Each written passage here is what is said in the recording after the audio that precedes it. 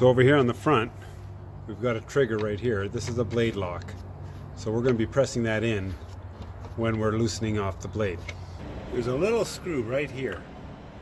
And that screw, when you loosen it on, pops open the gate so you have better access. Saws generally tighten with the opposite thread. So we just lock the blade.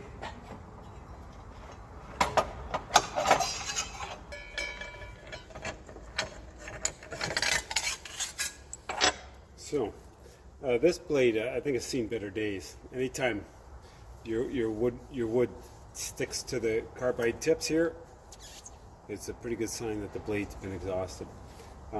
So that one's gone.